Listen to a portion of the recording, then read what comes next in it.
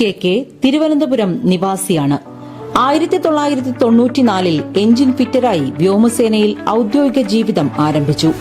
നാഗ്പൂർ, ചണ്ഡീഗഡ്, ഗോഹട്ടി, കോയമ്പത്തൂർ എന്നീ സ്ഥലങ്ങളിൽ സേവനമനുഷ്ഠിച്ച ശേഷം 2014 വിരമിച്ചു.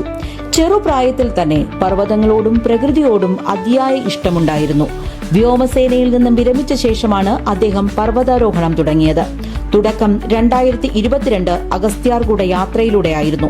തുടർന്ന് 2023 13 ദിവസം കൊണ്ട് 17,600 അടി ഉയരമുള്ള എവറസ്റ്റ് ബേസ് ക്യാമ്പ് കീഴടക്കി.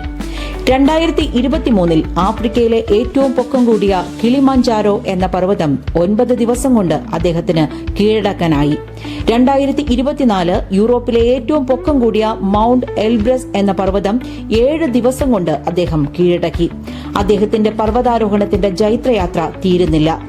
2025 ഏഷ്യയ്ക്ക് പുറത്ത് ഏറ്റവും പൊക്കം കൂടിയ 22,800 അടി പൊക്കമുള്ള അർജന്റീനയിലെ മൌണ്ട് അക്കോൺകാഗുവ എന്ന പർവ്വതം 21 ദിവസം കൊണ്ട് അദ്ദേഹം കീഴടക്കി. അദ്ദേഹത്തിന്റെ സഹധർമ്മിണി അധ്യാപികയായ ശ്രീമതി സ്മിതയാണ്. 2 മക്കൾ സത്യയും ദേവികയും. ഏതൊരു പർവ്വതാരോഹകന്റെയും ആഗ്രഹമാണ് എവറസ്റ്റ് കീഴടക്കുക എന്നത്. അദ്ദേഹത്തിനും എത്രയും പെട്ടെന്ന് എവറസ്റ്റ് കൊടുമുടി കീഴടക്കാനാകട്ടെ എന്ന് ഞങ്ങൾ ആശംസിക്കുന്നു. അനിൽ കെ ആദരിക്കുന്നതിൽ എയർ വെറ്ററൻ അസോസിയേഷന് അതിയായ സന്തോഷവും അഭിമാനവുമുണ്ട്.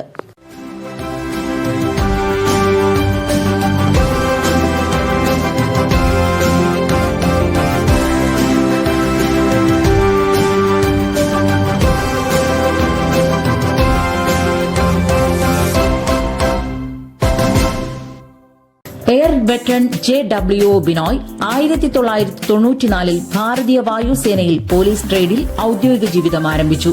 ബെൽഗം, ആവടി, ജോധ്പൂർ, തിരുവനന്തപുരം എന്നീ എയർഫോഴ്സ് സ്റ്റേഷനുകളിൽ ജോലി നോക്കിയിട്ടുണ്ട്. വോളിബോൾ കളിക്കാരനായിട്ടാണ് അദ്ദേഹം കായിക രംഗത്ത് തുടക്കം കുറിക്കുന്നത്. തുടർന്ന് ഹാൻഡ്ബോൾ രംഗത്തേക്ക് ചുവടുമാറ്റി.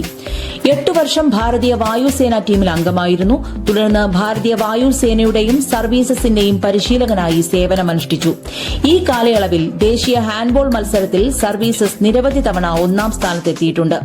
2017 വായുസേനയിൽ നിന്നും വിരമിച്ചു. 2019 സ്പോർട്സ് അതോറിറ്റി ഓഫ് ഇന്ത്യയിൽ ഹാൻഡ്ബോൾ പരിശീലകനായി ജോലിയിൽ പ്രവേശിച്ചു. 3 വർഷം LNCPEയിൽ അധ്യാപകനായും ജോലി നോക്കി.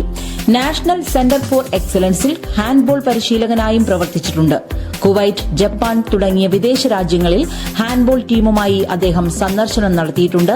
ഈ അടുത്ത കാലത്ത് ഭാരതീയ വനിതാ ടീമുമായി ചൈന സന്ദർശനം നടത്തിയിരുന്നു. ഇപ്പോൾ ഗുജറാത്തിലെ ഗാന്ധിനഗറിൽ സ്പോർട്സ് അതോറിറ്റി ഓഫ് ഇന്ത്യയുടെ ചീഫ് ഹാൻഡ്ബോൾ പരിശീലകനായി ജോലി നോക്കുന്നു.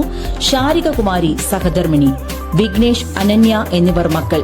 കായിക രംഗത്ത് അഭിമാനകരമായ നേട്ടങ്ങൾ കൈവരിച്ച വെറ്ററൻ ബിനോയിയെ ആദരിക്കുന്നതിൽ എയർ വെറ്ററൻ അസോസിയേഷന് അതിയായ സന്തോഷമുണ്ട്.